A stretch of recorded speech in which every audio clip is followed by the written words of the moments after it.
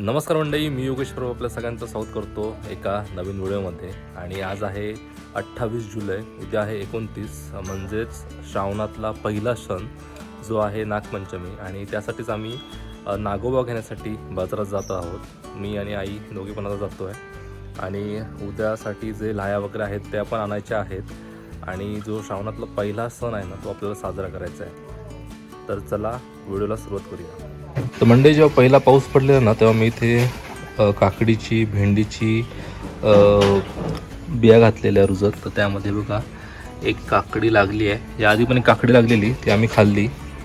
नंतर ह्या भेंड्याच्या झाडाला पण हे बघा भेंडी लागली आहेत. इथे ना किड्या भरपूर आहेत. किड्यांचा प्रादुर्भाव जास्त असल्यामुळे ना तेवढं त्याला व्यवस्थित ते येत नाही आहेत. पण कुठे कुठे आल्यात काकड्या.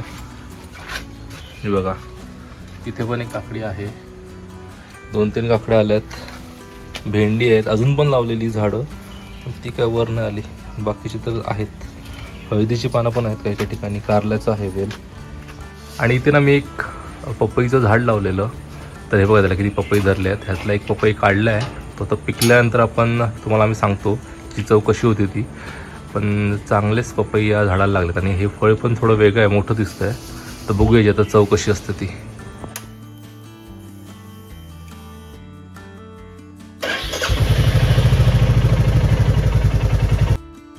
आता आपण आलेलो आहोत कणकवलीचा जो नाका आहे ना तिथे. आणि इथेच बरेच जण नागोबाच्या मूर्त्या घेऊन त्या विकण्यासाठी बसलेले होते.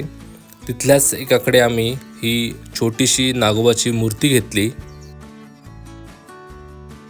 नंतर आईने नागोबाच्या नैवेद्यासाठी लागणारे लाह्या, त्यानंतर जी फुलं लागणार होती त्याची खरेदी पण आईने इथे केली.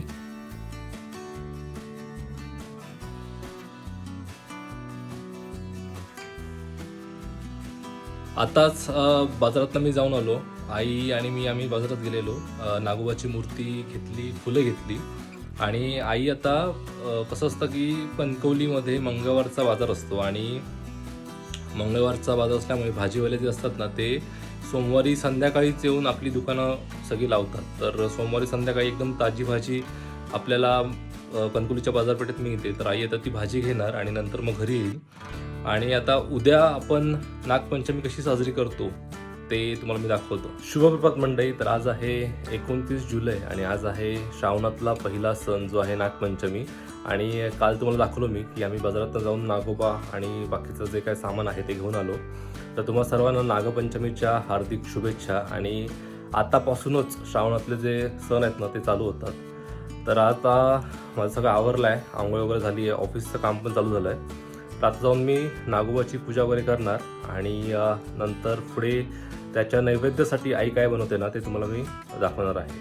मंडळी, देवांची पूजा झाली आहे. आता मी नागोबाची पूजा करणार आहे. पण त्याआधी नागोबाला जो आपण नैवेद्य दाखवतो ना, तो आई इथे बनवते. ते लाह्या घेतल्या आहेत, त्यामध्ये दूध टाकलं आहे आणि वरती एक ना गुळाचा खडा पण टाकणार आहोत. तर हा नागोबाला अतिशय प्रिय असा नैवेद्य आहे.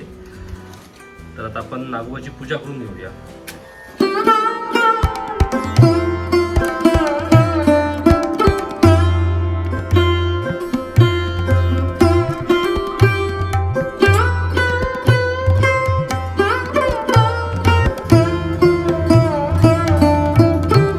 आज नागपंचमीसाठी कोकणात हमखास केला जाणारा पदार्थ आहे पातोळ्या.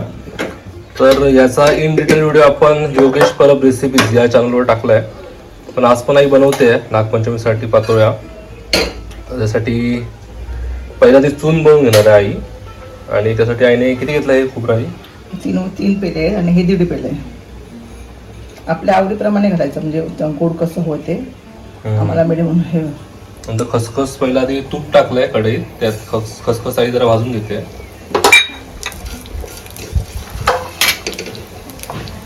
आणि मग खोबरं आणि गूळ एकत्र करून ना ते छान व्यवस्थित भाजून घ्यायचं.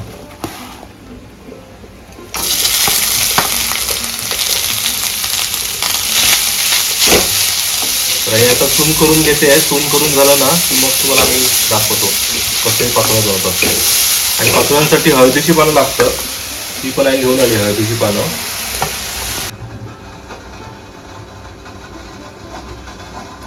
हे बघा तांदळाचं मी ह्या पेल्याने 4 पेले पाणी पीठ घेतलंय आणि ही 4 पेले इथे बघा पाणी ठेवलंय, चांगलं उकळलंय. आता याच्यामध्ये मी 1 चमचा तूप घालते. तुमच्याकडे तूप नसेल तर तुम्ही तेल घातलं तरी पण चालेल. आणि चवीप्रमाणे मीठ घालते. आणि हे तर उकळलंय चांगलं हे.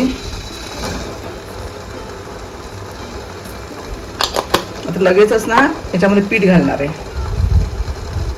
पीठ घालताना हळूहळू पीठ घालायचं आणि ढवळत राहायचं.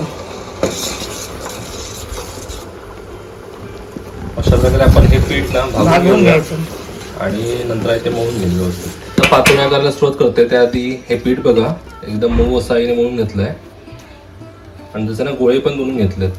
आणि हे आपलं पुरी बनवायचं यंत्र आहे, त्यावर हे असं थोडंसं तेल लावून आई प्रेस करून घेणार आहे.